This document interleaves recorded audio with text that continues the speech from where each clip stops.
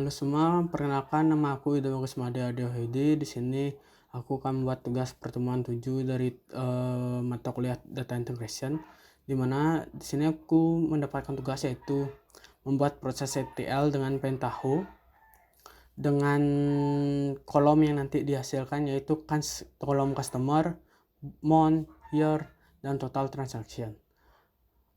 Di sini untuk mendapatkan keempat kolom ini kita akan menggunakan file CSV di bawah ini, dan karena saya sudah mendownload tadi, ini merupakan isi dalam file CSV-nya. Nah, di sini ada customer ID, transdate, dan transamount. Untuk customer ID yaitu CS5295, untuk transdate yaitu 11 Februari 2013 ini, dan transamount yaitu 35. Baik, sebelum masuk ke Pentaho-nya, kita itu perlu membuat database. Nah, database-nya, tabelnya sudah saya buat, dan ini merupakan tabelnya. Ada customer ID, month, year, dan total transaction. Baik, selanjutnya kita langsung masuk ke Pentaho-nya saja. Pertama, karena filenya CSV, kita perlu CSV file input. Lalu kita klik saja dan browse. Nah, karena saya menaruh filenya itu pada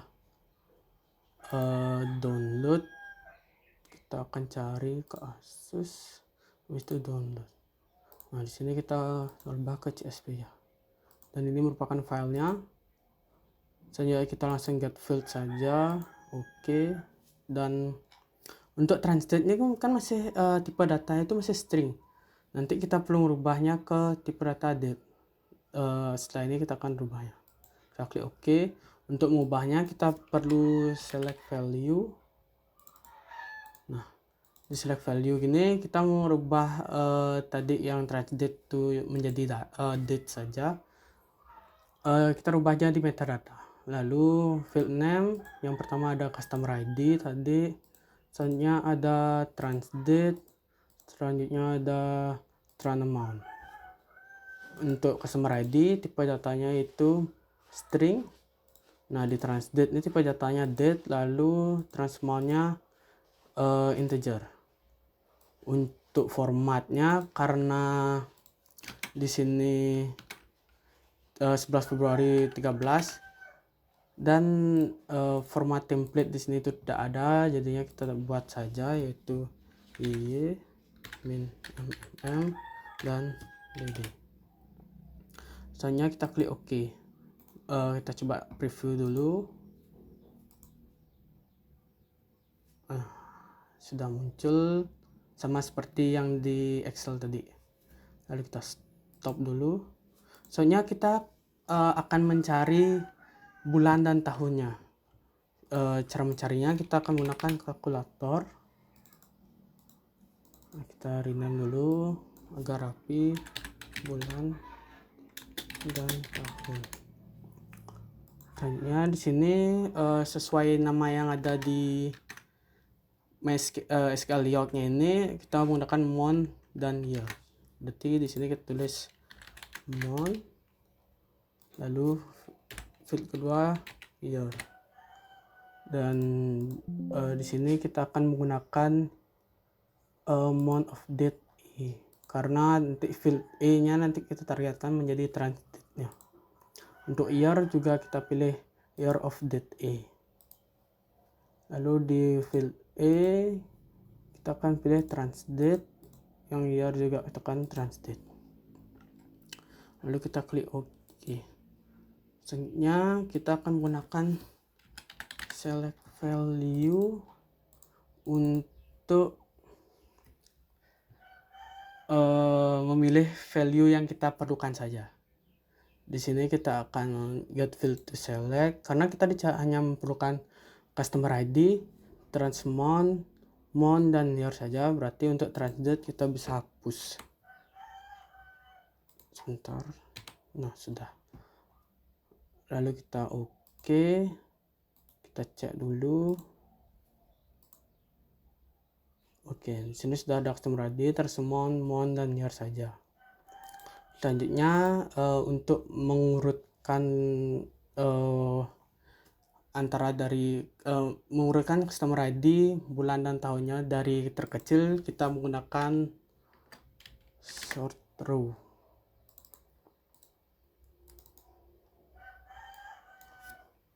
Di sini nggak perlu diganti nama. Field pertama itu customer ID, yang kedua itu boleh tahun boleh bulan.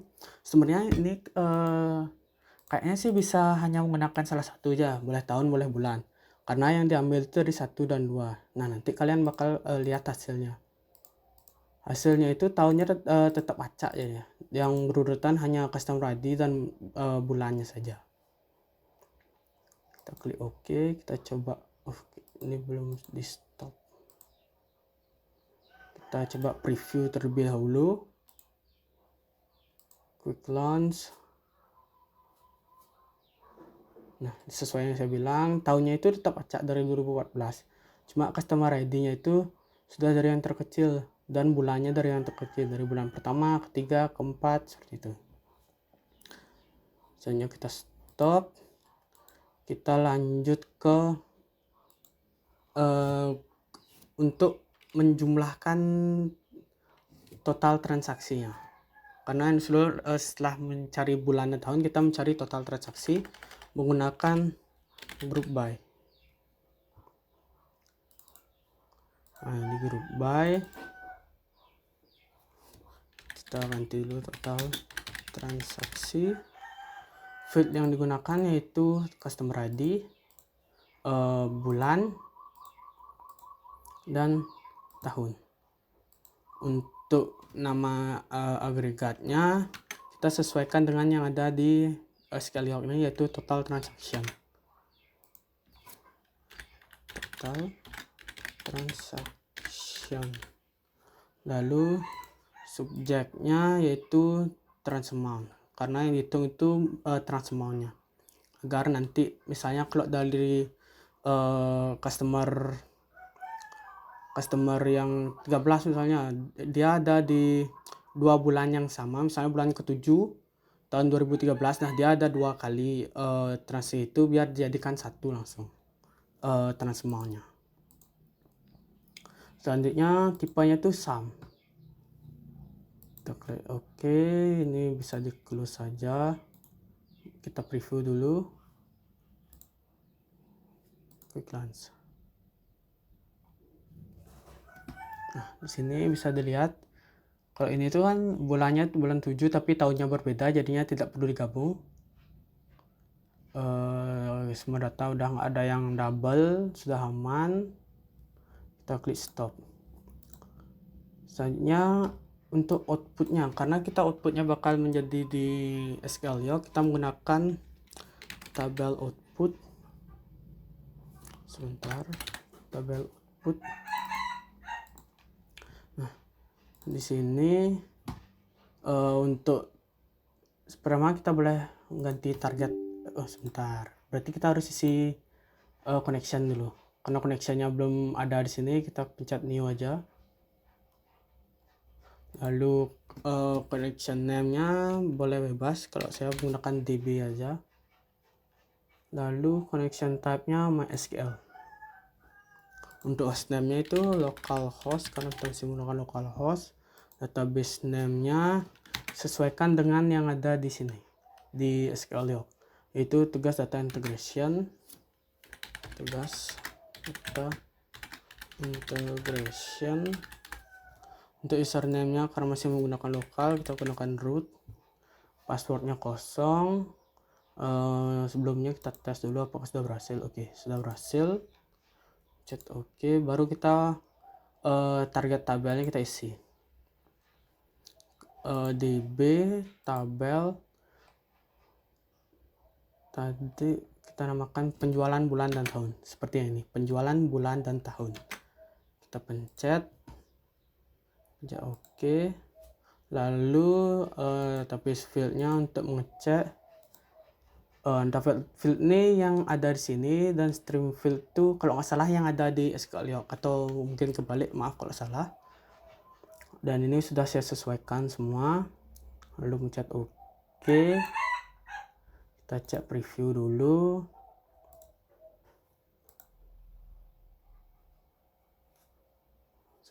sudah berhasil di sini. Kita stop, lalu kita cek pada database. Kita refresh, itu kan awalnya kosong, kita refresh. Nah, sudah berhasil. Seperti ini aja sih caranya, secara singkat. Kalau ada salah kata, saya mohon maaf. Dan terakhir saya ucapkan terima kasih.